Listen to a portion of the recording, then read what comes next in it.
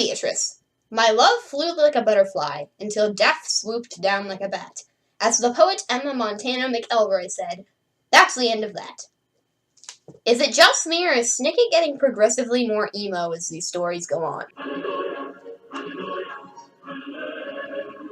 Good morning, Abby, it's Thursday, and I am only like 3 chapters into the Austere Academy, and I just have so many questions, just so many. So this book features the Baudelaire orphans going to a boarding school, except if this were real life, this boarding school would have been shut down a long time ago, because not only does it have like 0 standards for health and safety for these children, it also endorses public humiliation, because, you know, these kids have already lost their parents and their home in a horrific fire, had 2 different guardians killed off by Count Olaf in increasingly terrifying ways, and they were recently forced to do back-breaking labor in a lumber mill, so, you know, why not humiliate them as well? So, this school is run by Vice Principal Nero, who is quite literally insane, and who is obsessed with playing the violin.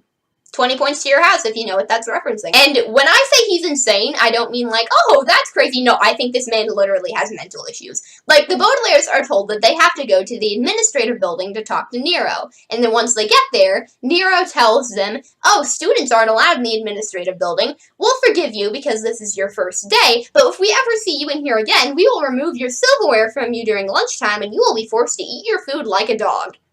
And no, that simile at the end was not added on by me. That language is literally used. Like, who is this man? Who gave him the right? He then tells Sunny, the youngest Baudelaire orphan, who is like an infant, that because she isn't old enough to attend a proper classroom, she has to work as Nero's secretary. Yeah, but because she will be spending all of her time in the administrative building, she will never get any silverware to eat her food with.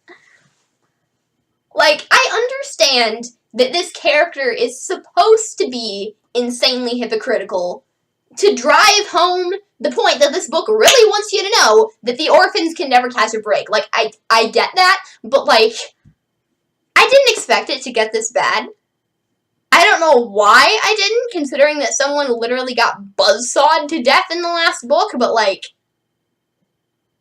I didn't expect it to get this bad. There's lots of other little punishments, too. Like, I don't remember what this is for, but there's one where, like, they take away your cups and your glasses and you have to drink your beverage from, like, a puddle that sits on the table. And then also, Nero holds 6-hour violin concerts every evening, and they are mandatory to attend. And if you don't attend, then you have to buy Nero a bag of candy and sit there and watch him eat it.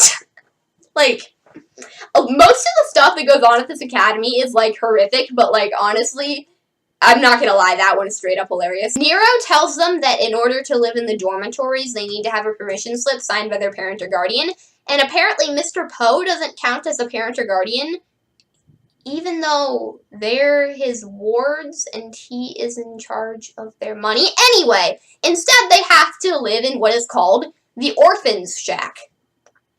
That's literally what it's called. That is horrible. Like, can you imagine if this was an actual school and you were in the Baudelaire's position? Like, I would just leave. I would not care. I wouldn't care what Sir said or what Mr. Poe said. I would be jumping out of the nearest window and never coming back. Now, allow me to describe the Orphan's Shack to you. It is, as the name Shack implies, it is not very big. It's certainly not big enough for 2 adolescents and a toddler to live in comfortably. The walls are green with little pink hearts painted all over, so it literally looks like you're living in a terrible Valentine's Day card.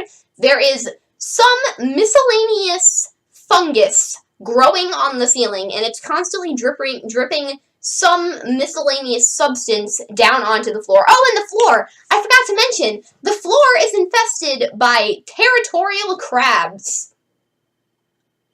Children were actually expected to live in that condition.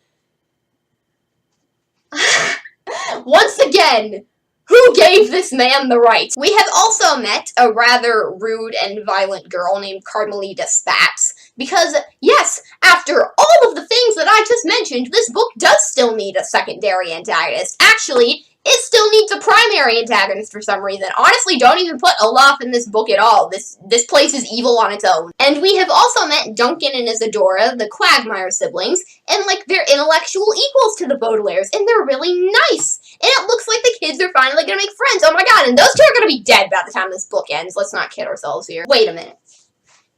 In the first chapter of the book, there was a metaphor involving quicksand. And a quagmire is literally a soft, boggy spot that is easy to fall into. And with that, I'm going to stop talking so that I can read more of this book tonight and find out if my theory is correct. Abby, I'll see you tomorrow.